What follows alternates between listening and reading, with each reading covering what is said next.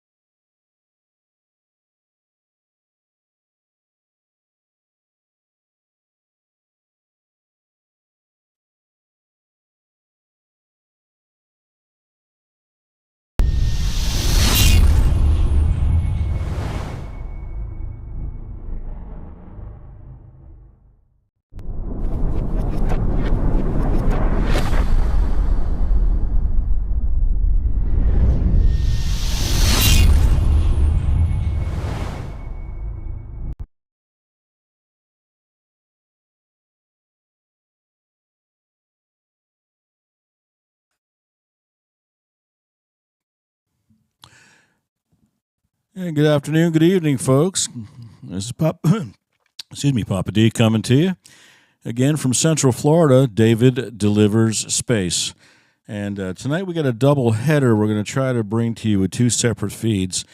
Number one feed tonight that I'll be on will be the Rocket Lab beginning of the Swarm launch, and this is a 2-satellite launch that'll be taking off from their site in New Zealand.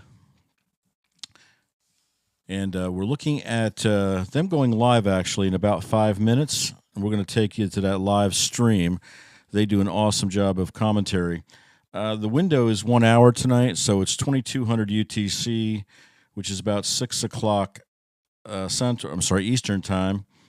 They've got about a 10-day window, but we are hoping for an on-time launch this evening. Be their 47th mission. We're looking forward to hopefully a on-time T0. The two satellites are one for the Korean government. It's for the Korean Research Center, Technical Satellite Research Center. It's called the NeonSat-1, and it is a science satellite. Second payload tonight is going to be a NASA mission. It's the Advanced Solar Sail System. A composite solar sail system. The ACS-3 is the acronym. And basically that is testing materials and the deployable mechanical hardware for a solar sail, the next generation of solar sail. And they hoped one day to be able to use the solar sails for interstellar travel. And the way it works is, probably you already know, is the sun will hit the solar sail, and due to the atoms bouncing off from the heat, they will get very slow but reliable movement that over time will pick up speed. So it's a very interesting concept, something that NASA is looking forward to using in the future, and this will be a test of the most recent composites and mechanical. So 2 satellites this evening. And again, this could be going from Launch Complex 1, Pad B, and Mahia Island, New Zealand. Very exciting company, Rocket Lab. We've got a couple more launches coming up in short order, I think in the next month to 2 months. They got some big things going on there, and looking forward to following them as we always try to. The couple of interesting facts about Rocket Lab, for those of you that haven't seen a Rocket Lab launch, they do not use, or I should say, they do use an electric-powered pump system on their rockets. So it's not hydraulic and it's not anything else. It's electrical and it's battery-operated. And the way that it works, pulling up the timeline here so I get it correct, that at about T plus 6 minutes, they'll be calling out what you'll hear a battery swap. And that is when the first stage battery, or the first battery, is depleted, they will drop it, and you might be able to see it. Second battery will take over. Depleted battery, saves weight, utilizing the fuel on the second stage, and that'll lead up to a second stage cutoff about 3 minutes later.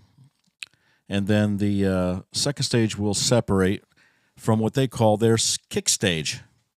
And the kick stage is what will then carry the satellites to their respective parking orbit. When that engine cuts off, the deployment is scheduled to take place about T plus 50 minutes. 50 minutes and 6 seconds exactly. That will be the NeoSat. That'll be the Korean sat. And the payload deployment for ACS-3 is going to be about an hour and 45 minutes. So we will cover through to the actual cutoff. Try to come back on the deployment. You can follow further online with that, and we'll try to carry the execution and a separate video. But we have another launch this evening. I'm going to try to simul run it on a separate channel. It'll be on my channel here, of course, but it'll be a simul run. And that is going to be the SpaceX launch going out of Cape Kennedy this evening. They're scheduled for a T0 of about 6:17. So we're looking at a very tight time between the two. And I decided the way to get everything to you folks, because that's what we try to do, is just to run them both. It's the first time we've run the dual system out to do this, so we're hoping for the best on that. But this will be 23 mini satellites, V2, version 2 satellites to low Earth orbit. Booster number 1078 on that one, flight number 9, 29-day turnaround. Again, they're shortening these turnarounds every time they send one up. 311th Falcon recovery attempt on Just Read the Instructions. And again, if you want to watch that, we're going to try to run that as soon as it becomes available. I'm going to pop that feed over, and that'll be on the separate channel. You'll be able to go to my channel, and it'll show that as an upcoming event. You can click on that and watch it. But this channel will be carrying, like I said, the Rocket Lab launch if it does take off on time. We are looking for Rocket Lab to go live very shortly, and we're going to cut over to that and let them take over. We do thank Rocket Lab for providing footage. We also thank SpaceX for their side of the ticket.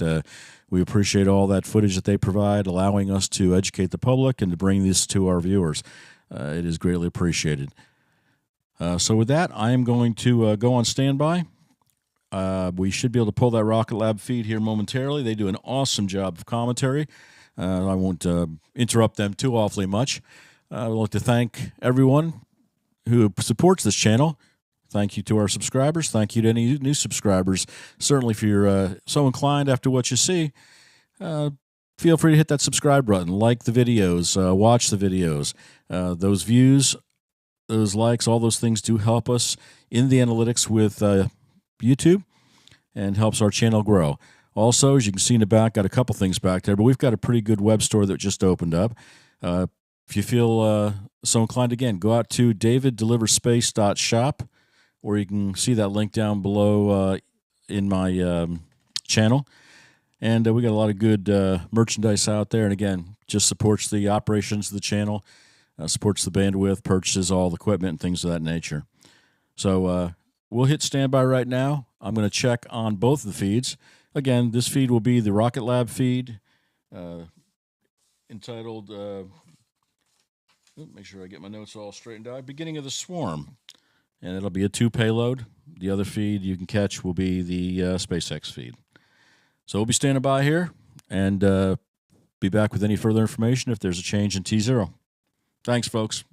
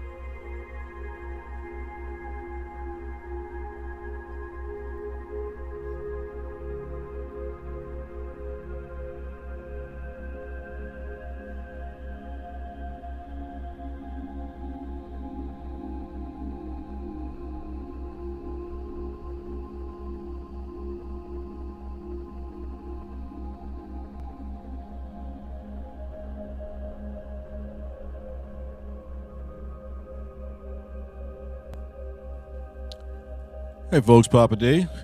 Just wanted to check in. We are waiting for the Rocket Lab feed to come through. And we also expect on the other channel, as I promised, a live feed coming from SpaceX. We're expecting that in about, 15, 18 minutes. So that's on the separate. We haven't started running the live on that yet.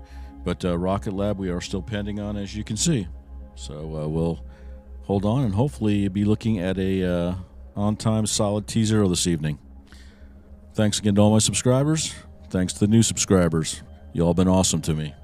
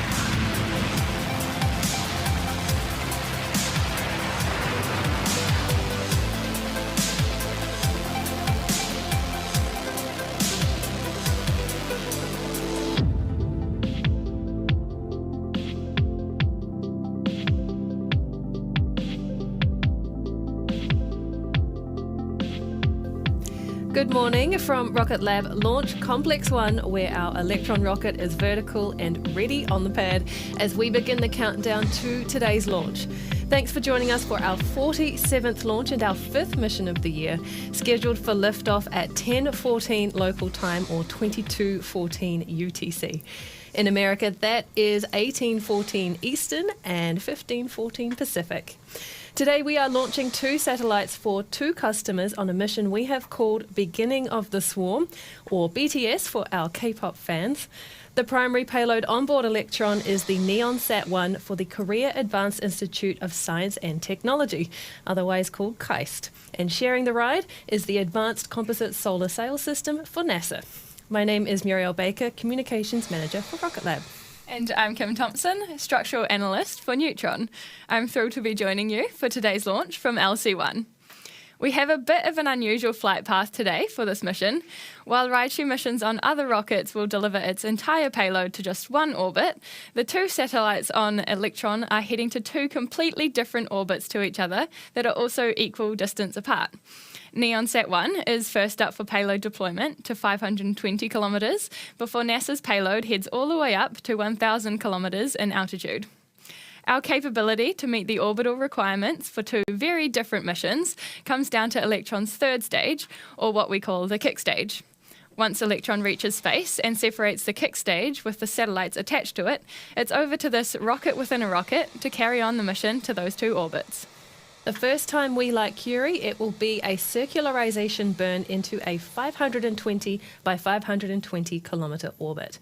Now, once that burn is complete and NeonSat-1 is deployed, the engine will light up again to increase its altitude to 1,000 kilometres.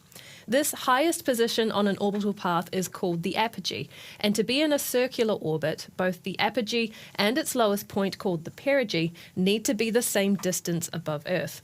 Though the kick stage's apogee will have risen, its perigee will still be set at 520 kilometres. So, the stage will need to light its engine again for a third time to circularise at 1,000 kilometres ahead of deploying NASA's Advanced Composite Solar Sail System payload.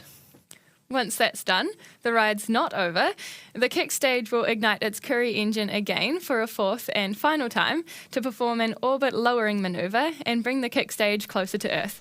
We do this to help speed up the stage's eventual deorbit, all in support of a more sustainable space environment and limiting space junk where we can. We've completed similar orbit raises, inclination changes, and orbit lowerings across other Electron missions before. Most recently, we went all the way back down to Earth with our successful spacecraft re-entry for Varda in February this year. Now, some of you may have picked up on the fact that Electron is sporting the usual red and silver colouring of a mission marked for recovery. However, today is not a surprise recovery mission. We just regularly manufacture recovery-ready boosters in the Electron production line, and it just so happened that this booster lined up with this mission. Now on to the satellites on board Electron today. The primary payload on today's mission is NeonSat-1, an Earth observation satellite that is part of a joint program from South Korea. Led by the Korea Advanced Institute of Science and Technology, NeonSat's primary mission is focused on the Korean Peninsula and its maritime areas, and it will pair the satellite's data with artificial intelligence to monitor for natural disasters. Other organisations involved with NeonSat include the Satellite Technology Research Centre at KAIST, the SatRec Initiative, which manufactured NeonSat, and the Korea Aerospace Research Institute, which is managing the mission's ground segments and technology supervision for the NeonSat program. NeonSat is funded by the Korean government's Ministry of Science and ICT. And here's an animation of the NeonSat mission.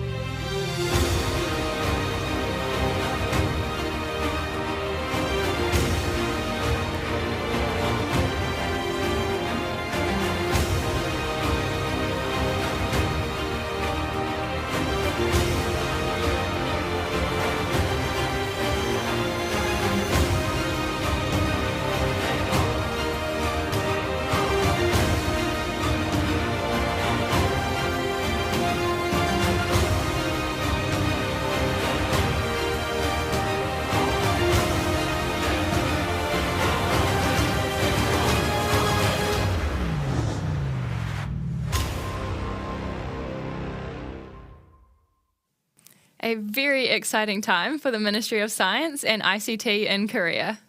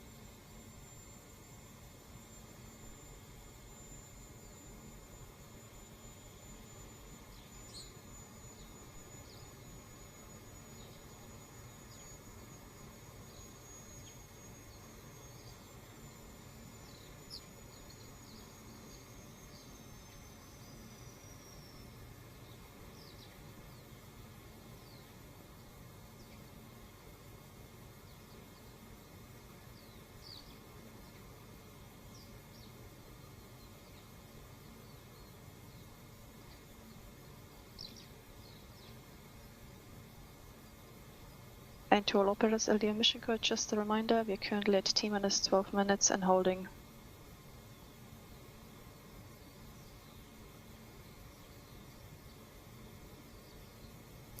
A quick update from Mission Control there. The launch director has called a hold at T-minus 12 minutes while the team works a ground system issue.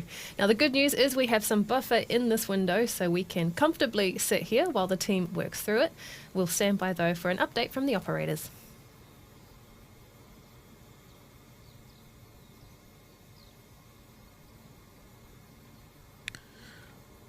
All right, everybody. As you heard, we do have a hold at T-minus 12 minutes. Apparently they're experiencing some ground issues at this time. I don't think, well, there was no mention of a problem that would cause anything worse, but we don't know. Window tonight's about an hour, as I stated, and if they burn past that hour, they'll get into tomorrow. We'll restart then.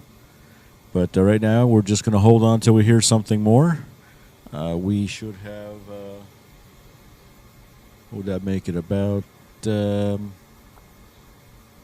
minutes left in the window. So we'll just stand by. But thank you all for coming on board today.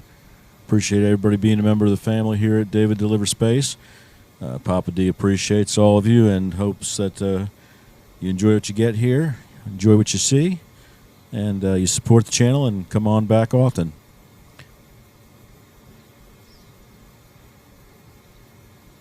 Just checking some more information I have here. Nothing new has come in yet. So we'll just stand by, and we'll hope that we can get this count rolling again.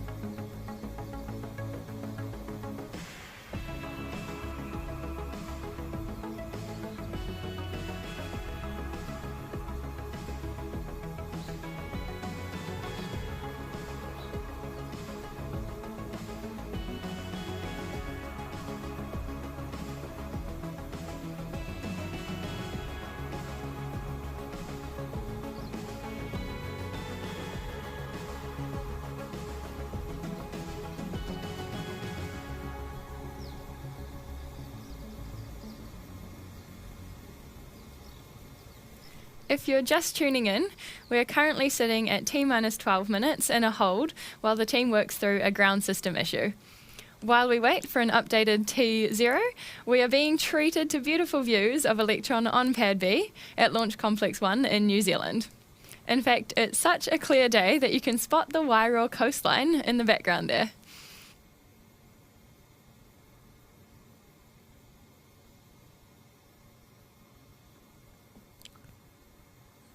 All right, everyone.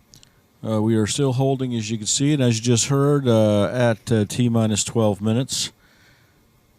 Working a ground issue of some type. Not sure what that is. Haven't been able to locate any information further on that. The feed has gone live, though, on my other live stream this evening for SpaceX. They are preparing to launch here at about 6:17. We're at T-minus 4 minutes on that one, almost 5 minutes. Starlink Group 653, Booster 1078. So while we're waiting on this, if you want to switch over to a separate window, that is going live, running live right now on my channel. You'll see SpaceX Starlink Group 653 there. And that is running live and on time with 4.5 minutes until launch. So feel free, if you are so inclined, to watch the Starlink while we wait to get a new T0 for the Rocket Lab.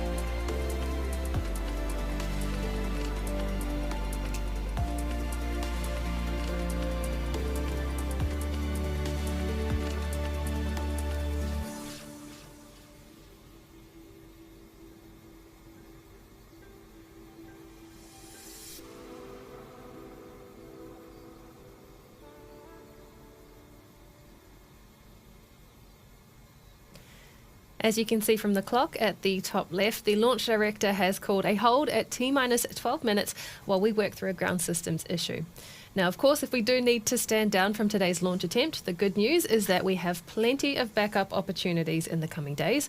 So we'll keep listening into Mission Control, but keep our fingers crossed that we get to watch our 47th Electron lift off shortly.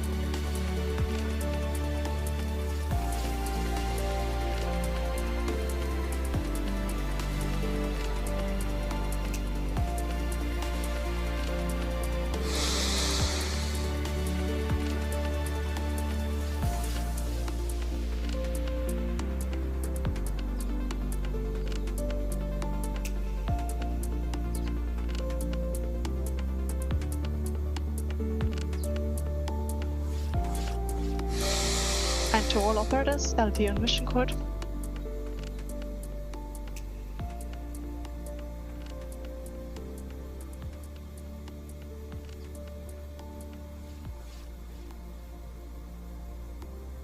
We have resumed the count and we are currently at T-minus 11 minutes 35 seconds in counting. Please prepare yourself for go no go call. Yep. Stage. Yeah. Stage is go. Avionics. Avionics is go. GNC. GNC is go. Recon. Recon's go. T1. T1 is go. GC. GC is go. PLS. PLS is go. RSO. RSO is go. MET. MET is go. RF. RF is go. MM. MM is go. LD sub. LD sub is go. We're currently T-minus 10 minutes and 50 seconds in counting. We go for the terminal count order sequence at T-minus 10 minutes. From this time, the 3-word hold procedure is in effect.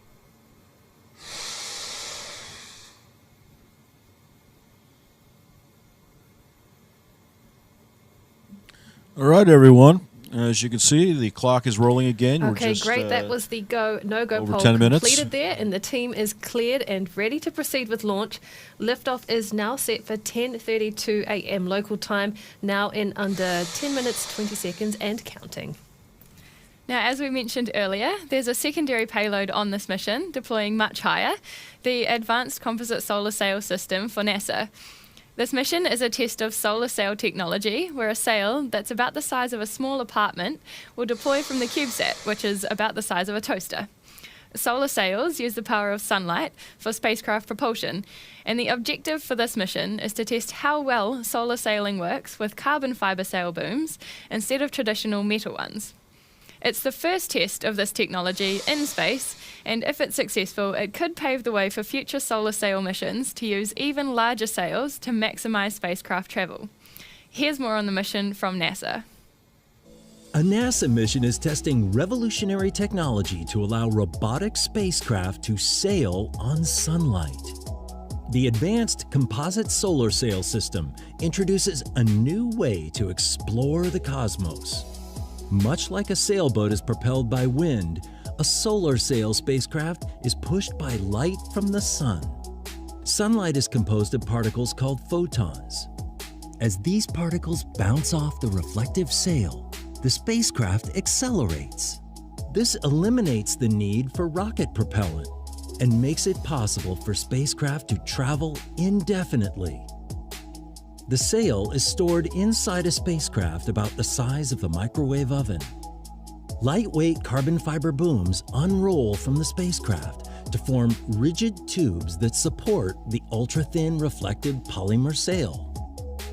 When fully deployed, the sail forms a square that is 33 by 33 feet, or about half the size of a tennis court. Altitude and position are changed by angling the sail toward or away from the sun. Results from the mission will guide the design of next-generation solar sail spacecraft to explore and conduct science across the solar system.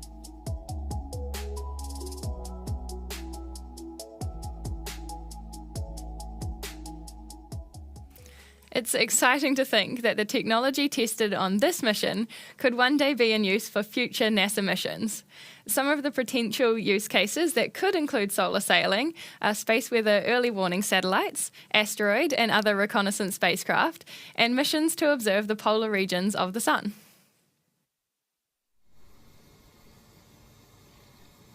Check sequence 57 complete. Copy, thank you.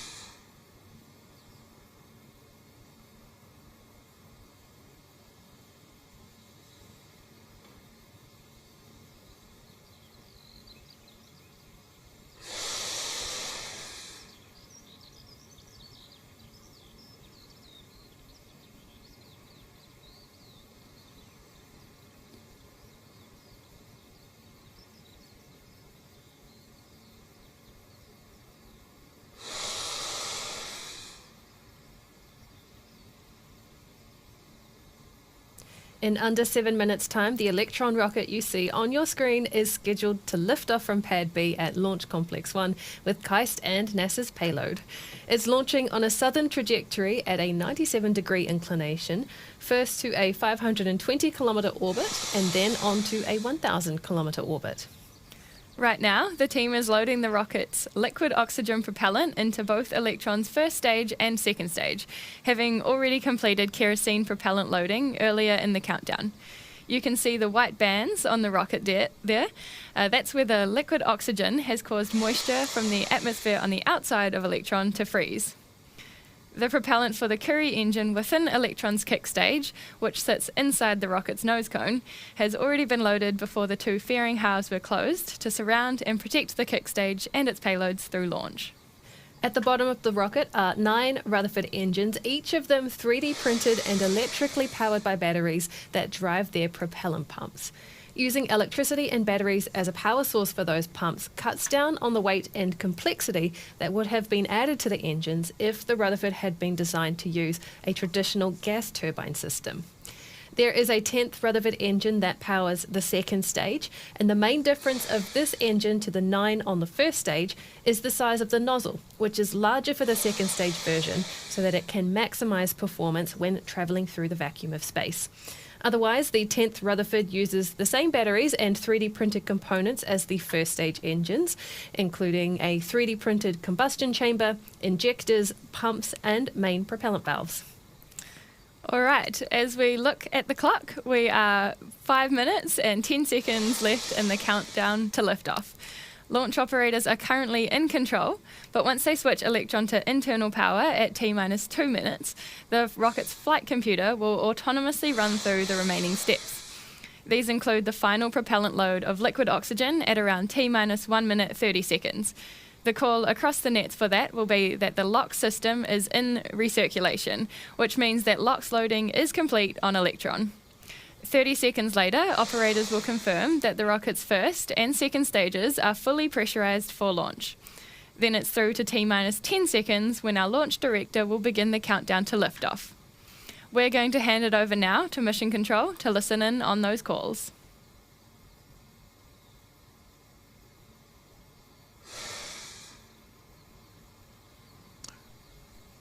All right, friends. As you can hear, as you've been watching, we have about 4 minutes till launch here, and everything is looking good. Just wanted to give you the update on the other live stream that I had out this evening. It's out there if you want to go back and check it out. Starlink 653, booster 1078, launched on time, T0 LDGC mission. GCLD. at about 6:17. Disable pad auto sequences armed. Pad ready for launch. Copy, thank you. The booster 1078 did make a successful landing, so it's flight number 9 for that booster. And the 23 Starlink satellites are in their parking orbit, and deployment will be coming shortly, or a little bit later this evening, and that can be checked on the SpaceX feed. Want to thank SpaceX again for that, but that is out there if you'd like to see it. Currently, though, we're waiting on T0. 3 minutes and 19 seconds about looking good. Everything out. Beautiful view off of the island in New Zealand where the Rocket Lab facility is located. To all operators, LD mission code. From now on, there should be no red flags on your critical LCCs. Recon LD mission code. LD recon. Lock the auto sequence and confirm. Auto sequence is locked. Recon, please confirm all expected primary flight computer ASCIIs are green. Confirmed. We go for auto sequence start at T-minus 2 minutes. LDs go for launch.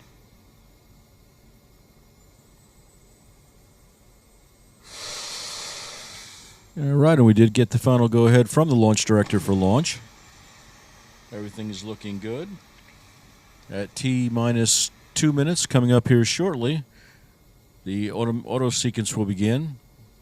Internal power taking over and control of the ship. And at T-minus 2 seconds, we should see ignition of the Rutherford engines. Full power takes about 2 seconds before the clamps are released and the rocket leaves the pad. Vehicle is fully on internal power. AFTS is green and enabled for flight. Okay, and that is the flight termination system. If anything goes wrong, the ground and especially the vehicle will sense it and be able to self-destruct before there's any potential damage or risk to anybody Lox load complete. System is in or to any recirculation. property.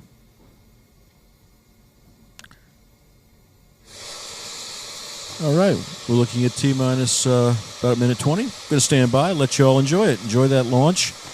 And again, if you want to go check out the replay on the Starlink launch of earlier this evening, please feel free to do so. It's over there on the live tab at David Deliver Space. Enjoy the launch, folks. Anti-geysering is disabled.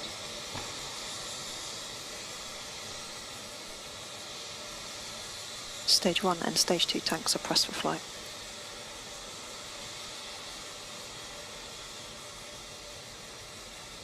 High flow engine purge enabled.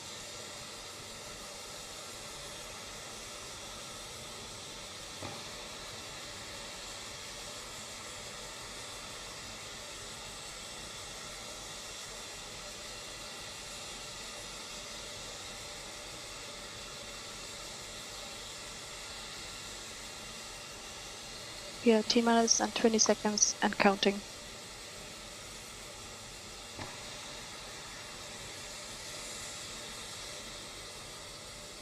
Ten, 9, 8, 7, 6, 5, 4, 3, 2, 1. Liftoff.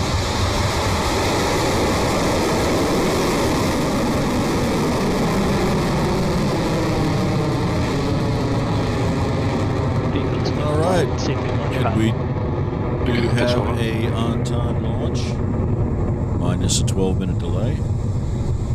Rocket Lab's most recent mission, beginning of the swarm. Stage 1 propulsion is nominal. The beginning of the Karen, swarm has two begun its payloads. ride to space with that clean Electron liftoff from LC-1. Electron's trajectory will take it up and over the South Pacific Ocean as it heads away from the launch pad. Our first mission milestone will be max Q, otherwise known as maximum aerodynamic pressure, which is the moment where Electron experiences the most amount of stress as it climbs through the atmosphere.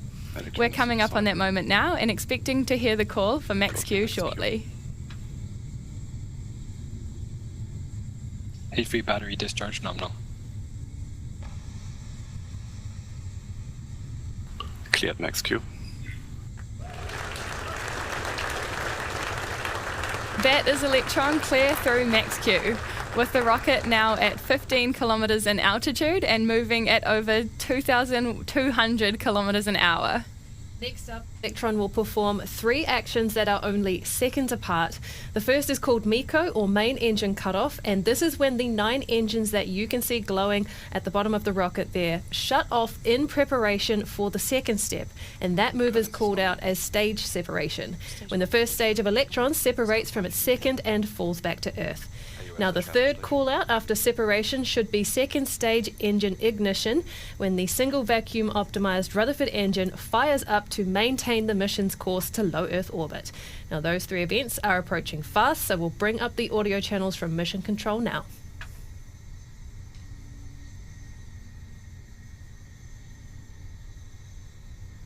"15 seconds to staging. Entered burnout detect mode.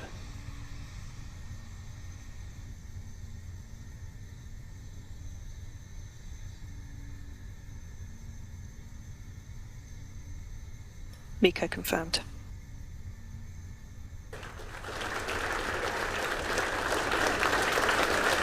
Stage 2 ignition confirmed. Stage separation successful.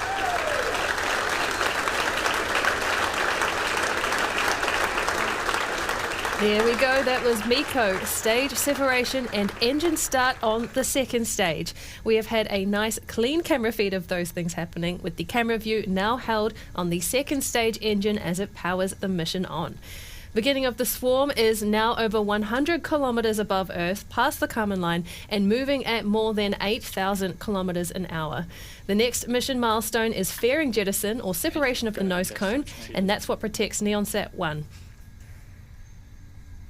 As you just saw, fairing jettison is now complete.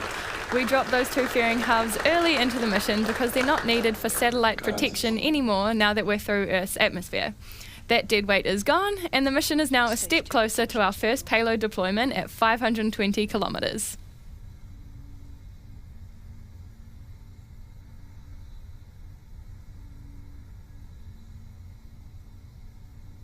We have a couple of minutes to go until our next mission milestone, and that will be the battery hot swap on the second stage, currently expected to take place at the T plus 6 minutes 20 second mark.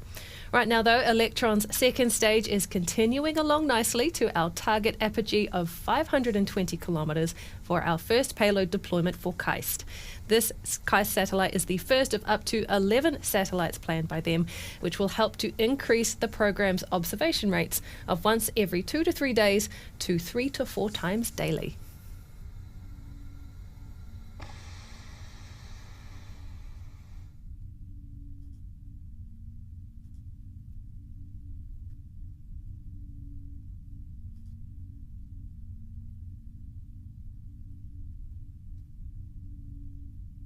It's T plus 4 minutes into the mission. Electron is still progressing smoothly through flight, and all remains healthy with KAIST and NASA's satellites. For NASA's payload, packed into this small satellite are composite booms that will unfurl once the payload is deployed, much like how a butterfly's wings emerge from its cocoon. This satellite will test how the pressure of sunlight pushing against its sails moves the satellite around. The closer to the sun, the better to test its solar sail technology, hence the reason for this mission requirement of a much higher orbit than the primary payload on Electron today.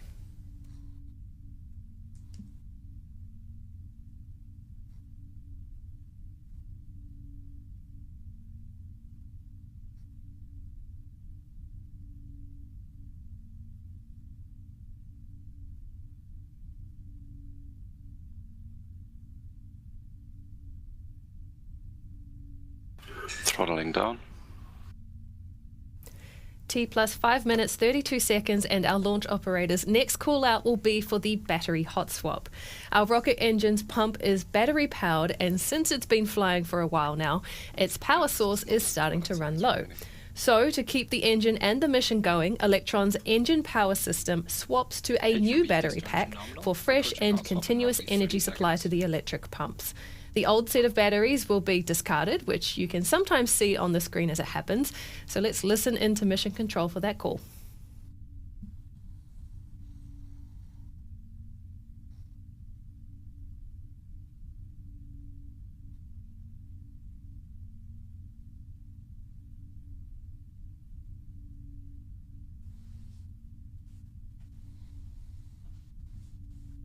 Hot swap successful. And as confirmed by Mission Control, battery hot swap has been completed for the second stage Rutherford engine. Propulsion remains nominal, and the mission is continuing on its journey to that first payload deployment with KAIST and Neonsat 1. Now, of course, once Neonsat 1 is deployed, that is only the first of 2 satellites to be released on this mission. Electron is also carrying NASA's Advanced Composite Solar Sail System satellite that will be deployed at twice the altitude we're heading to now, from 520 kilometres above Earth to 1,000. To do that, we'll first need to repeat the stage separation process we completed earlier in the mission, this time separating Electron's third stage, or kick stage, from the second stage that's currently firing hot on your screen. That second engine cutoff milestone, which you'll hear called out at SECO, is expected at around 9 minutes into the mission.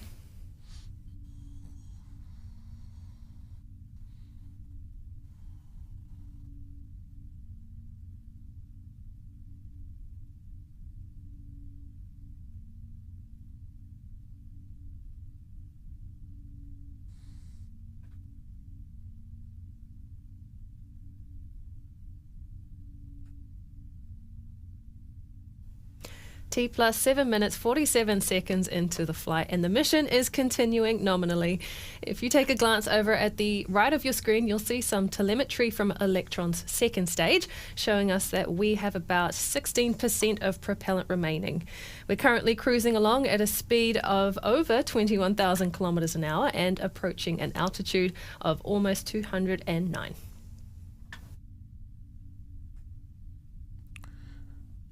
Yeah, folks, I also hope you got a chance to take notice of that hot swap. When they drop that second battery, you got a really good view on the lower quadrant below the bell. If you get a chance, you can run that back. But it's something that is... We're coming up now to engine cutoff on the second stage, the last action this stage will perform for the mission. Much like with the first stage, Electron will power down the Rutherford engine on the second stage to allow the kick stage to separate cleanly. We time the engine shutdown for right as we reach that target perigee of 250 kilometers. Let's listen out for that engine shutdown and stage separation now.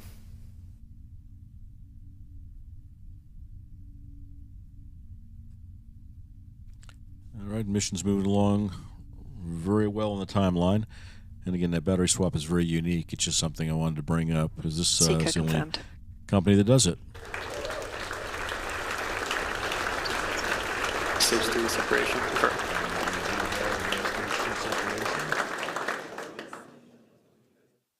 A great call from Mission Control. The second stage engine has turned cold and the kick stage has separated, ready to begin the payload deployment process. Now, this mission, of course, is a little different to a regular Electron mission, so here's a reminder of how today's two deployments will work. Now that the kick stage has been released, it will now go into a phasing orbit of Earth. Because it's been set into an elliptical orbit from its perigee, it needs to head around to the other side of the planet to an apogee of 520 kilometers before it fires up the Curie engine to course correct into a circular orbit. Now, once it does, NeonSat-1 will be deployed to begin its mission for KAIST, and that will be phase 1 for the kick stage. Phase 2 will see it light up its engine again to perform an apogee raise to 1,000 kilometers, the target altitude for NASA's satellite. That apogee raise will bring the kick stage out of a circular orbit and back into another elliptical one.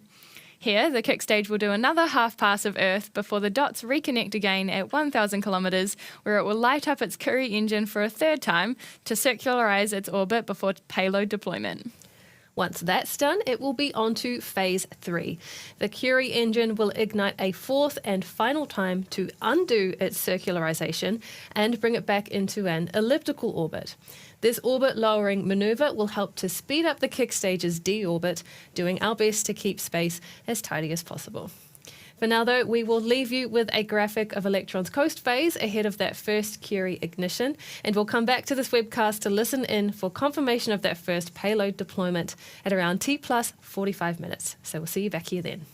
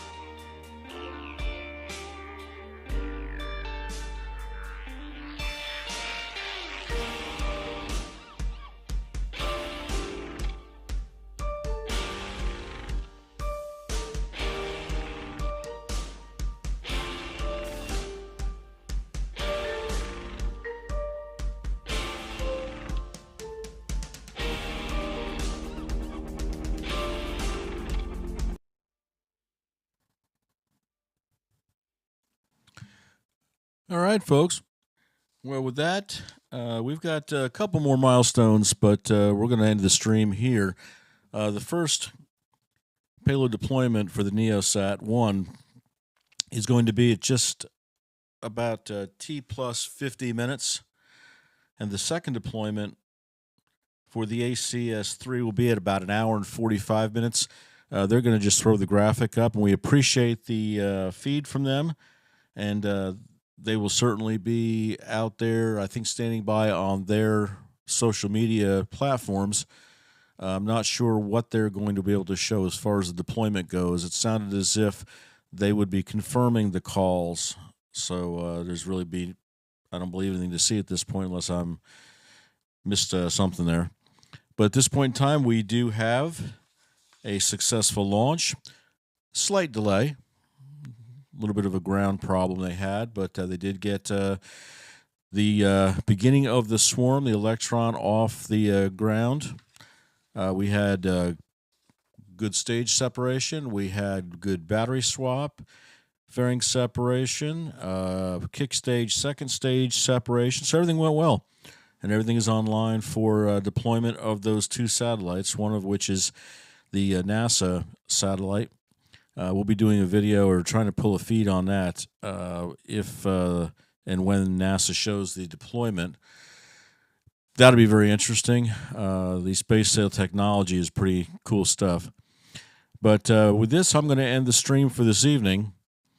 And again, if we have a deployment on NASA's side, we'll see if we can pull that up and bring it into you.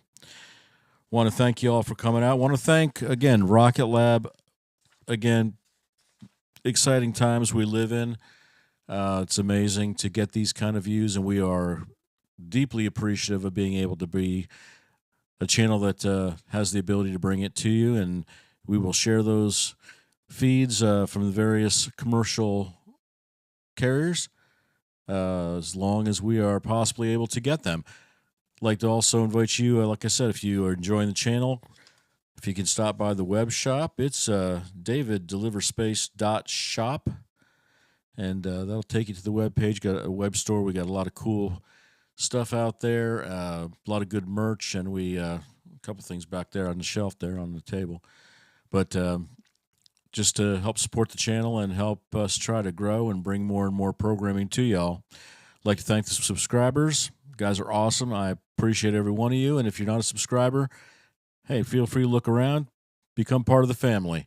We'd love to have you. Hit the subscribe button. If you all can watch and view those videos, that all helps us get a larger presence, get some more feed out there in the YouTube world, and we can continue to grow and bring this programming and these launches to more and more people. We do have another launch tomorrow. That is going to be another Starship launch. Starship. I wish. We got about hopefully 3 weeks till Starship goes up. But another Starlink launch, we'll be bringing that to you. That's all on the web page and on the channel. Hit notify, and you'll be notified when we go live with that. And it's going to be a busy week or so. We got a lot coming up. Again, they're all out there for you to hit notify, and we'll let you know when we go live so you can come out and check them out and enjoy it with us. So with that, folks, thanks again for coming out. Congratulations to Rocket Lab on a awesome launch. It's another successful evening. And look forward to seeing you all back here, hopefully tomorrow night, for the next SpaceX launch shot out of Vandenberg. You all have a good evening, safe night, and we'll see you back here tomorrow. Take care, folks.